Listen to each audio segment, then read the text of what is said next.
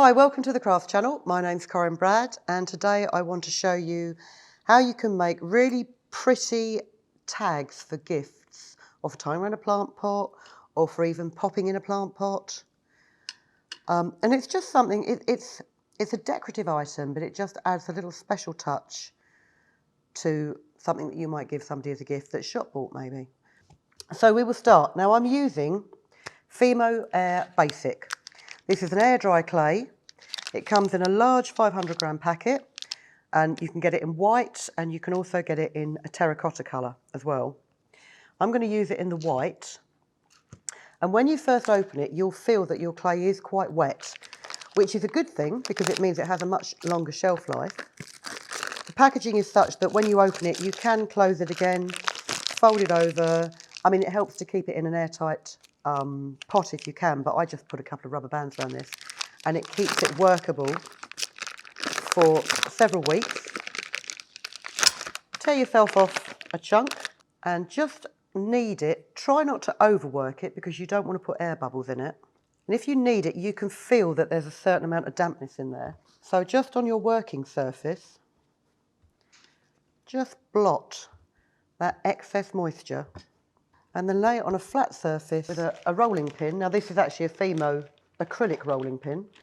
And roll your clay out to a thickness of about 3-4 millimetres. Now that might seem quite thick for a tag, but because you're going to be working in this and you're going to be piercing holes and things like that, you don't want it too thin because it is clay, and while it's drying it's quite fragile. Now what I'm going to do is, I've got these tiles. Pop your clay onto this tile and work on this tile, because then you can just move that to the side while it dries and use your normal rolling out mat. And in the description below, I'm going to have done you some templates for shapes, tag shapes. If you put them on card, as you lay the card on your clay, it will curl up a bit with the moisture from the clay, but you can just cut around it. And this is called a tissue blade. Again, it's sold by FIMO. It's invaluable because you can cut it straight down without dragging the clay. It's very handy if you've ever done anything like millefiori canes or something like that. You can get a nice clean cut without smearing the colours. And since I used it for that, I've now been using it for virtually everything. So there's your tag shape. And then I'm just going to mark a tying hole in the top. Now these are quite nice clay working tools from Staedtler. Anything that will give you a nice clean point. And then what I'm going to do is I'm going to put a circle in the middle of this. Now I have given you a template for a circle.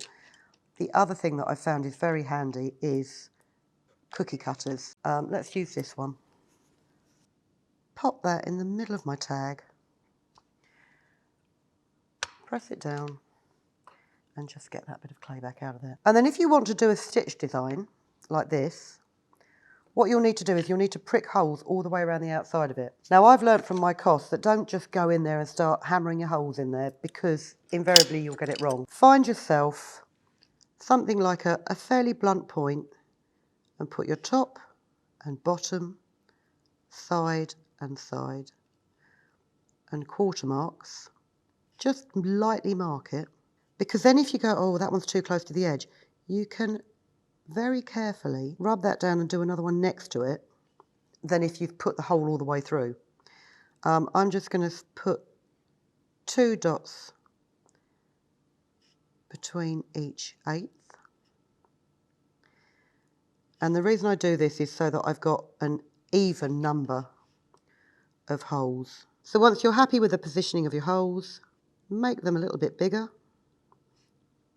And you could just leave it like that and leave it undisturbed to dry off for at least a couple of hours. And then by that time it's dried off for a couple of hours, it should be stiff enough that you can gently take it off that tile and flip it over so the back dries as well.